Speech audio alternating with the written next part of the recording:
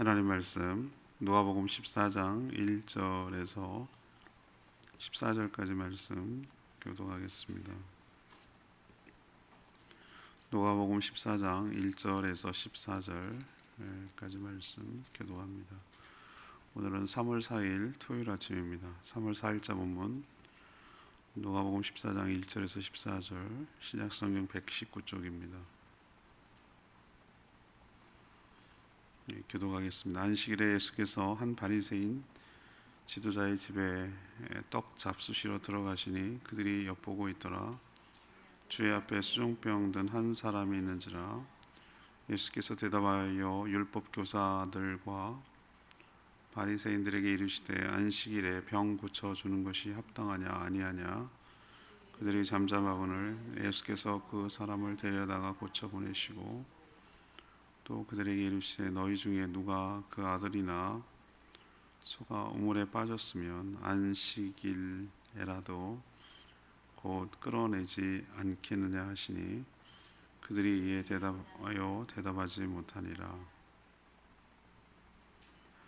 청함을 받은 사람들이 높은 자리 택함을 보시고 그들에게 비유로 말씀하여 이르시되 네가 누구에게나 혼인잔치에 청함을 받았을 때에 높은 자리에 앉지 말라. 그렇지 않으면 너희가 더 높은 사람이 청함을 받은 경우에 너와 그를 청한 자가 와서 너더러 이 사람에게 자리를 내주라 하리니 그때에 뇌가 부끄러워 끝자리로 가게 되리라. 청함을 받았을 때에 차라리 가서 끝자리에 앉으라. 그러면 너를 청한 자가 와서 너더러 보시어 올라앉으라 하리니 그때야 함께 앉은 모든 사람 앞에서 영광이 있으리라. 무릇 자기를 높이는 자는 낮아지고 자기를 낮추는 자는 높아지리라. 또 자기를 청한 자에게 이르시되 네가 점심이나 저녁이나 베풀거든 벗이나 형제나 친척이나 부한 이웃을 청하지 말라. 두렵건대 그 사람들이 너를 도로 청하여 네게 가품이 될까 하노라. 잔치를 베풀거든 차라리 가난한 자들과 몸 불편한 자들과 저는 자들과 맹인을 청하라. 그리하면 그들이 갚을 것이 없으므로 네게 복이 되리니 이는 의인들의 부활 시에 네가 갚음을 받겠음이라 하시더라. 아멘. 안식일에 바리새인 지도자가 예수님을 식사에 초대했습니다. 거기에 수종병 환자가 있었는데 예수님이 안식일에도 불구하고 고쳐주는 것이 합당한지 물어보시고 고쳐주셨습니다. 예수님을 엿보고 있던 자들은 이런 상황에서 침묵할 수밖에 없었습니다. 또 초청받은 자들이 높은 자리에 앉으려고 서로 다투는 것을 보고 비유로 처음부터 그럼 낮은 자리에 앉을 때 주인이 높은 자리에 옮길 때 더 영광스럽다라고 그렇게 말씀하셨고 또 갚을 것이 없는 자들을 초청해야 너에게 복이 될 것이라고도 하셨습니다. 오늘 질문은 성도라면 어떻게 살아가야 합니까? 성도의 생활에 대해서 세 가지 에피소드를 얘기를 합니다. 성도라면 어떻게 살아가야 되는가? 먼저 14장 1절에서 6절까지 말씀인데요. 사람에 대한 긍휼함이 있어야 할 줄 압니다. 사람에 대한 긍휼함이 우리 가운데 있어야 합니다. 안식일에 한 바리새인 지도자, 그냥 바리새인도 아니고 바리새인의 지도자니까 꽤 높은 자고 명망 있는 자겠죠. 예수님을 식사 자리에 초대했습니다. 하지만 이들의 초청 의도가 불순했습니다. 예수님의 생활을 말, 어투, 언행 이런 모든 것들을 살펴보고 결정적인 잘못을 잡아내려고 예수님의 언행을 엿보려는 의도로 식사를 초대했기 때문에 그 의도가 좋지 않았던 것이죠. 딱 걸리는 사건이 있었습니다. 의도성을 가졌는지 아니면은 우연인지는 모르겠지만 그 자리에 수종병이라는 것이 저는 듣도 보도 못한 성경의 표현인데 앞으로는 이런 표현들을 싹 뜯어 고쳤으면 좋겠어요. 우리가 일상적인 용어로 언어는 계속 생물처럼 바뀌기 때문에 그래서 개혁 개정판이 외면받는 걸 수도 있겠다는 생각이 들어요. 여러분 수정병 뭔지 들어보셨어요? 예, 한 번도 안 들어보셨죠? 여기서나 들어보는 거죠. 그러니까 이렇게 성경을 찾게 되고 사전을 찾게 돼서 성경이 더 어려워지게 만들어 놓는 거죠. 수정병 저도 찾았죠. 제가 알 턱이 없죠. 몸이 붓는 병이에요. 몸이 붓는 병. 몸에 우리도 왜 살찐 거 말고요. 살찐 거 말고 몸이 붓는 거잖아요. 신장이 안 좋으면 그죠? 사람이 뭔가 푸석푸석하고 몸이 붓는 게 좋지 않은 거잖아요. 그죠? 이게 뭔가 몸에 원활하게 뭐라고 할까 독소가 빠져나가지 못하고 물이 가득 찬 거잖아요. 이게 수종병입니다. 수종병. 그런 아마 뭐 신장이 문제가 있을 거다 이렇게 추측을 합니다만 아무튼 그때는 의료 기술이 발달하지 않았기 때문에 이 병도 보통 어려운 고질병 같은 것이 아닐 수가 없어요. 그때가 안식일이었어요. 저는 다분히 이 바리새인 지도자가 덫을 놨다고 봐요. 엿보기 위해서라고 표현했으니까 어떻게 하는지 보려는 거예요. 결정적인 증거를 집단적으로 잡아내려고 하는 그런 의도가 있는 것으로 보입니다.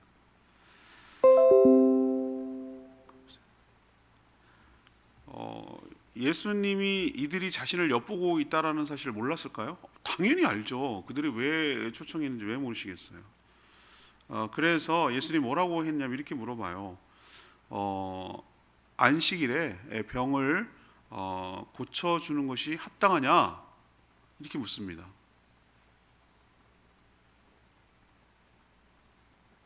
여러분 이 말에 뭐라고 대답해야 되는 거죠? 합당합니다 이렇게 말해야 되는데 이들은 전부 침묵했어요. 이 얘기는 뭐냐면은 이 침묵이 뭘 말하는 거예요? 어떨 때는 침묵이 동의의 의미도 있고 침묵이 반대의 의미도 있는 거예요.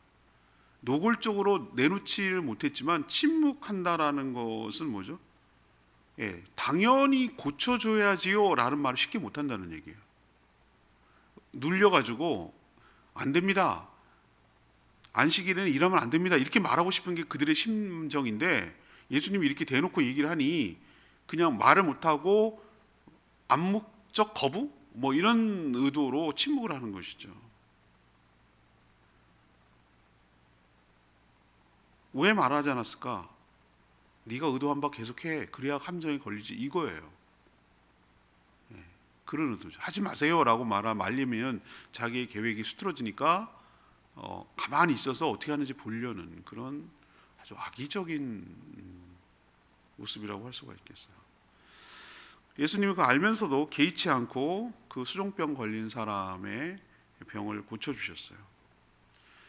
그리고 그들에게 해주시는 말이 있었어요. 너희들은 일상에서 너희들의 자녀들이나 또 소같이 중요한 자신들의 가축 같은 것이 우물에 빠졌다고 하자. 우물에 빠졌으면 그게 근데 하필이면 안식일이야. 너희들은 어떻게 할 거냐고 물었어요. 그럼 어떻게 합니까? 이런 상황에서 그들이 자기들이 하는 얘기예요. 자기들이 일어나는 일이에요. 그러면은 당장 꺼내주죠. 안 그러면 안식일에 꺼내는 일하면 안 돼. 일하는 거야. 이게 율법주의의 허점이에요. 맹점이라고 그럴까? 헛똑똑이라고 그럴까? 이게 율법주의의 폐단이라고요. 일하면 안 돼. 안식일을 거룩하게 지켜야 돼. 빠져 죽든지 말든지 일하면 안 돼. 이게 바로 형식주의의 무서운 맹점이라고요. 예수님이 아주 정확하게 콕 이렇게 찔렀어요. 근데 그들은 그렇게 안 하거든요. 그게 또 이들의 맹점이에요. 이중성 위선이에요. 위선. 그러니까 그들은 아들이 빠지고 자녀들이 빠지거나 소가 빠지면 당장 구합니다. 안식일이고 뭐 그런 거 없어요. 왜? 죽으니까 엄청난 손해고 자녀가 죽는데 그리고 소가 죽으면은 재산성 손해가 얼마나 많은데 그걸 안 꺼내고 멍하고 안식이니까 있어야지 이런 사람이 없어요. 아무리 바리새인들이라도 자기들도 그렇게 해요.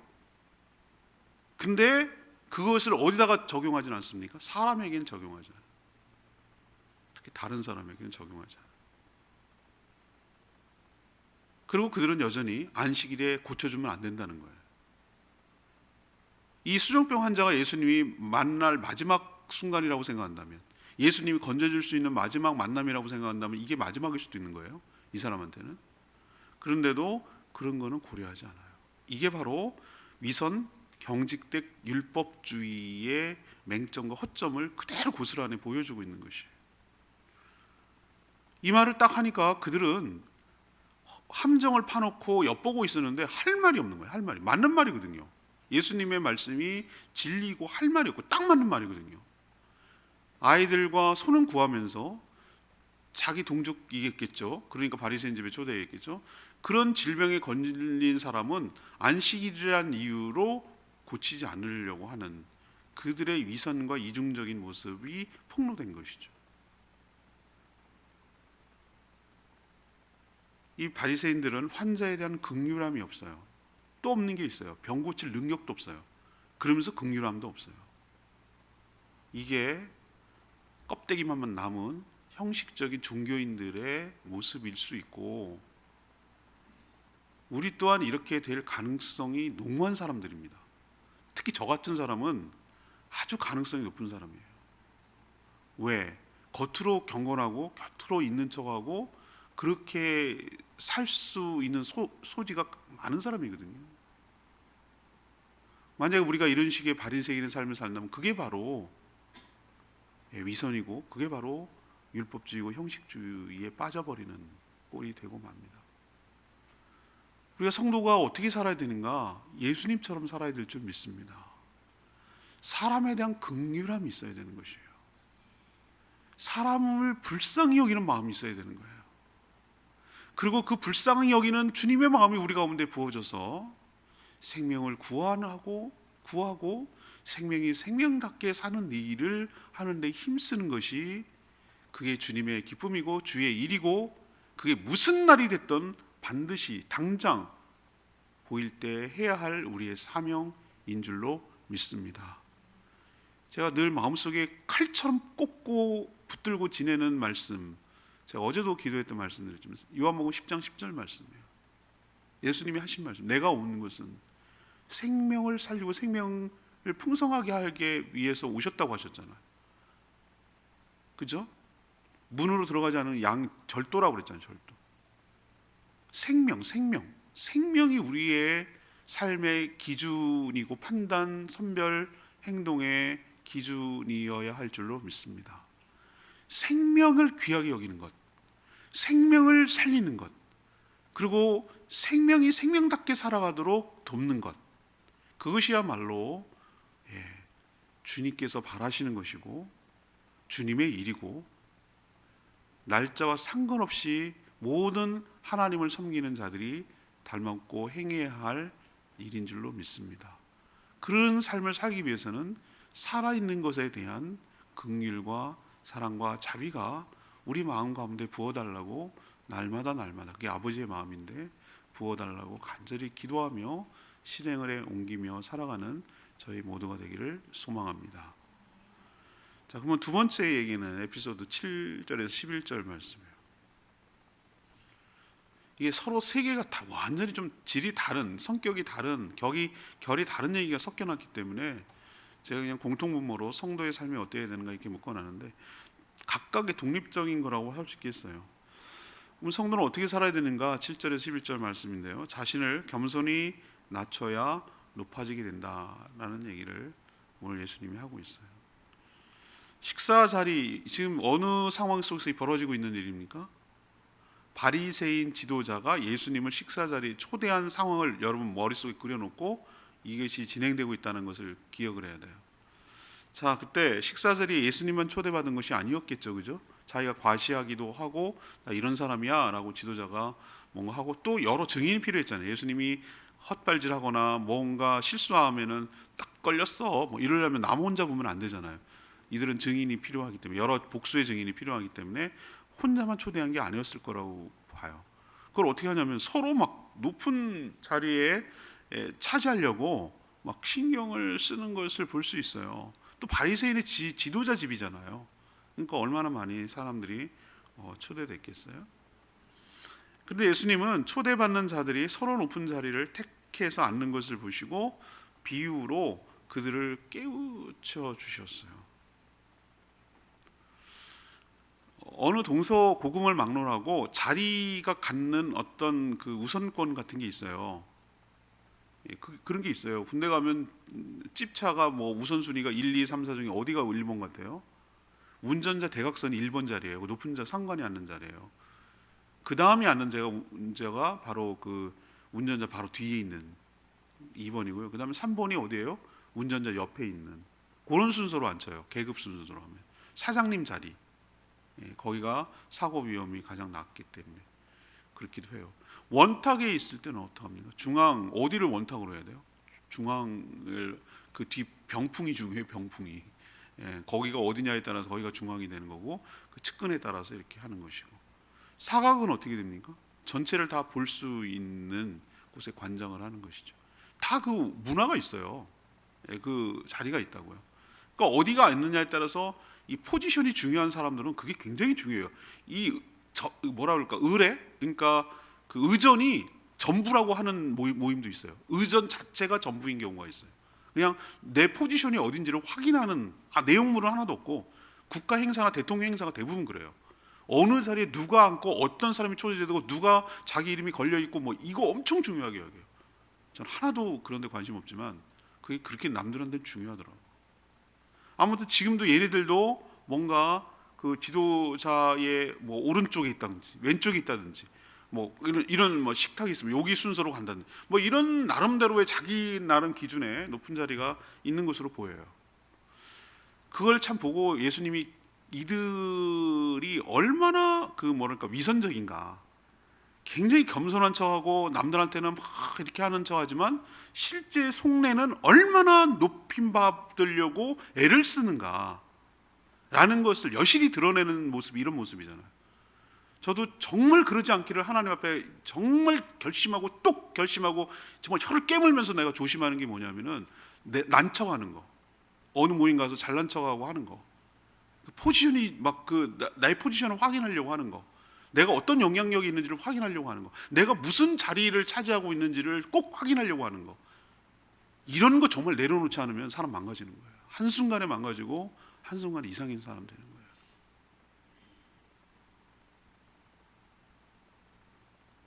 예수님이 그런 사람을 깨우치기 위해서 뭐라고 그랬어요?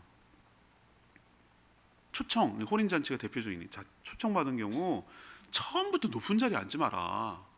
처음부터 낮은 자리에 앉아라. 높은 자리에 앉으면 어떻게 해? 자기보다 더 높은 사람이 와서 누가 봐도 주인인 입장에서 미안한데 좀 옆으로 옮겨줘.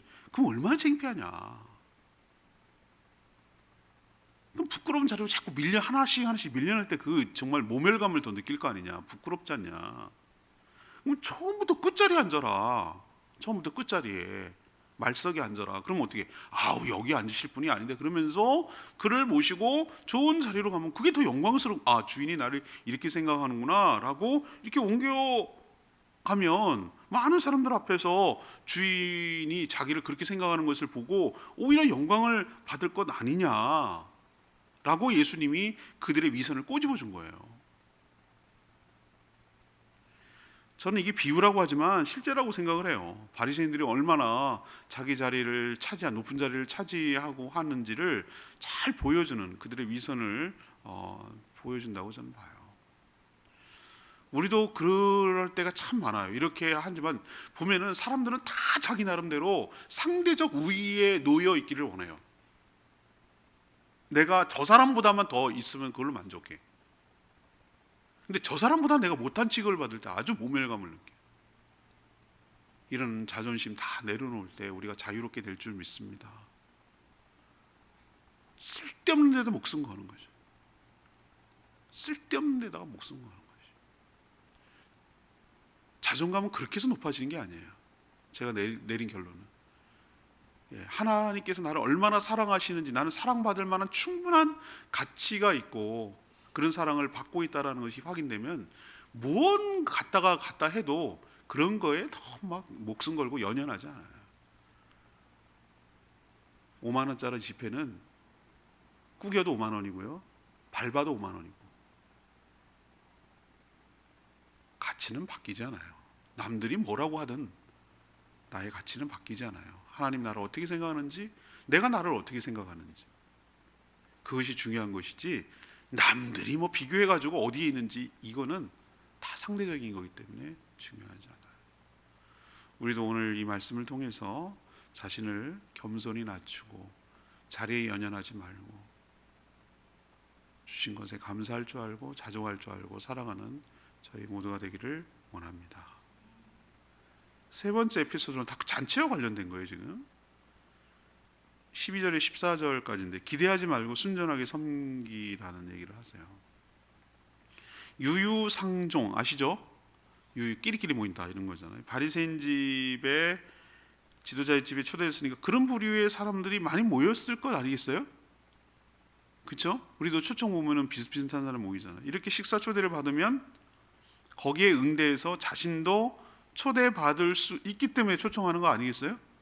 급이 그러니까 이렇게 서로 주고받음으로 인해서 서로를 위하고 세워서 자신들의 영광을 서로가 영광을 주어줘서 자기들이 이렇게 높여지려고 하는 그들의 모습을 보잖아요.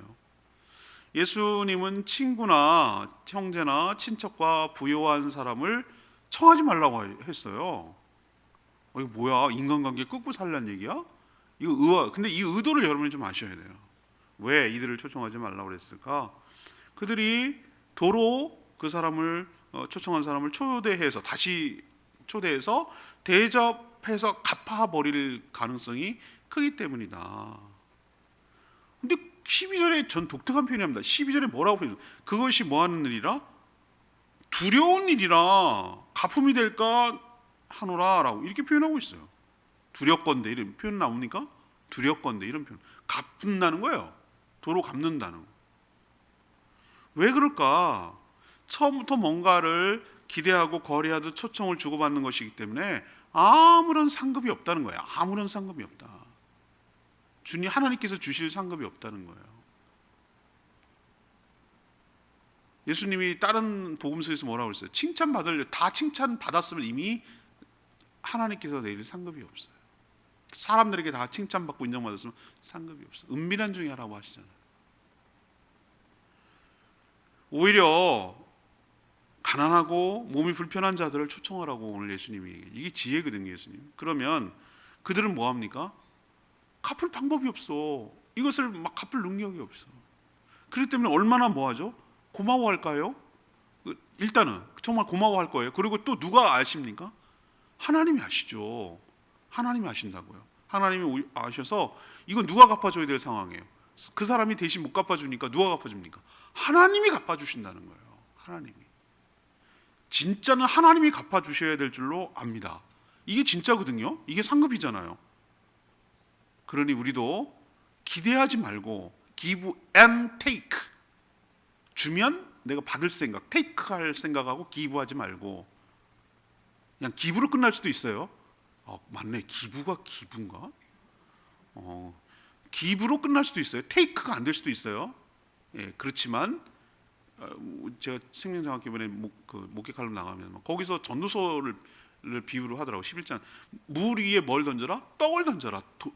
때가 도로 찾는다는 거예요. 이게 미친 짓이에요. 물 위에 떡을 던지면 둥둥 떠내려가서 끝이지. 그게 어떻게 되돌아와서 내 입에 들어가냐고.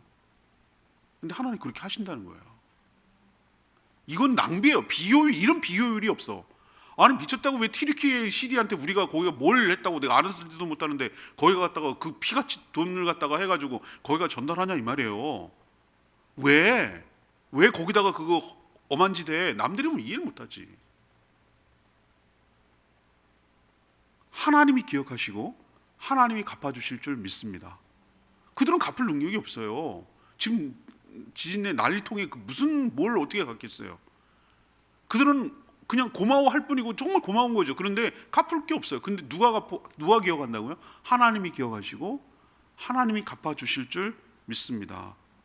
부활 시에 내가 갚음이 되리라 이 얘기 하시잖아요. 적시 레마의 말씀이 14절 말씀이에요.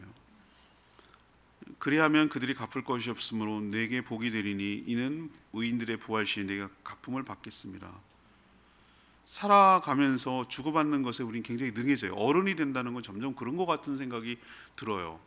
저는 가급적 그렇지 않게 하려고 하는데 다른 사람은 그게 왜 결혼식에 명부하고 그 조의금 하는 거 명부를 왜 만드는지 나중에 알았어요. 제가 나중에 그만큼 주려고. 아, 물가 상승도 좀 생각하셔야지. 그걸 그대로 준다는 게 말이 되나. 그런데 요즘은 정말 그런 것 같아. 결혼식에 하는데 그냥 미안하더라고. 근데 저는 난 기억력이 원래는 나쁘거든요. 그런 건 다, 어떤 거는 굉장히 제가 기억을 잘하는데 대부분 쓸데없고 뭐 그런 것들은 기억을, 집사람이 나 훨씬 기억력이 약해요. 제가 저 사람은 몇 년, 10년까지 다 기억하거든요. 무서워요. 어떨 때는 나는 하나도 못 기억한 걸 다 기억한단 말이에요. 꼬깃꼬깃 다 꺼내놔요. 그냥 나는 그랬나 막 이러거든요. 아니, 나는 내가 지금 닥친 일만 해도 정신없어 죽겠는데 그 옛날 거 어떻게 기억하냐고. 근데 내가 조의금을 얼마 했는지, 뭐 축의금을 얼마 했는지, 내가 뭘 친절하게 베풀었는지 난 기억을 못해요. 그걸 또 내가 갚아야지. 저 10만 원짜리인데, 저 20만 원 했는데, 저건 5만 원 했는데, 내가 무슨 일 있으면 꼭 받아야지. 이런 생각하고 하면은 내가 인생이 너무 피곤해져. 내가 너무 피곤해진다고. 그러지 말고 그냥 기대하지 말고 하나님이 갚아주실 거라고 생각하시라고. 그러면 거꾸로 내가 나한테 많이 호의를 베풀고 베푼 사람은 그거 다 기억할 거 아니에요. 그 사람들은. 그러니까 주고 받는, 준 만큼 받으려고 하지 말고 조금 더 손해를 보려고 하지 않는 그런 얄팍한 인생을 살지 말고, 무언가 상대에게 줄 때도 그렇게 하면 그 뒤에 뭔가 기대할 수 있기 때문에 이런 생각 가지고 하지 말고, 그렇게 살면 예수님 오늘 내가 표현 중에 유심히 들어온 표현이 있어요. 아까 말했잖아요. 두렵건대라고 했어요. 안 들어왔어요. 그게 전에는 두렵건대라는 말이 연결되더라고. 그렇게 사는 게 두려워해야 될 태도라는 거예요. 두려운건대라고 해서. 왜? 하나님께 받을 게 하나도 없기 때문에. 그런 삶을 살아가면 이미 다 받았기 때문에. 오히려 되돌려 줄 수 없는 자들을 돕고 섬길 때 하늘의 복이 클 줄로 믿습니다. 여러분도 저도 이렇게 하나님의 말씀에 부합하게 하나라도, 삶의 한 자락이라도 주님을 닮기를 바라고 주님의 말씀에 순종하며 살아가려는 인생을 살아갈 때, 그게 저는 성공한 인생이고 그게 복된 인생이라고 저는 믿습니다. 신앙이 관념이 아니에요. 관념이. 실제적인 얘기를 오늘도 저는 성경이 단 한 번도 뜬구름 잡는 얘기라고 생각해 본 적이 없어요. 굉장히 말씀이 구체적이에요. 우리의 실제 삶을 규정하고 있고 우리가 인생을 어떻게 살아가야 되는지 태도를 규정하고 있어요. 그러니 여러분도 오늘 말씀을 듣고 내가 너무 높은 자리 좋아하지 말자. 사람 시험하려고 하지 말고 생명의 긍휼함을 가지고 살자. 그리고 내가 받을 생각하고 주지 말고 오히려 받을 걸 기대 못하는 사람에게 나누고 베푸는 인생을 살아 하늘의 상급을 쌓자. 그렇게 살아가는 복된 인생 되기를 축복합니다. 오늘 말씀 붙들고 기도하기 전에 찬양지 764장, 아까 부른 찬양이죠. 764장 불고 기도하겠습니다.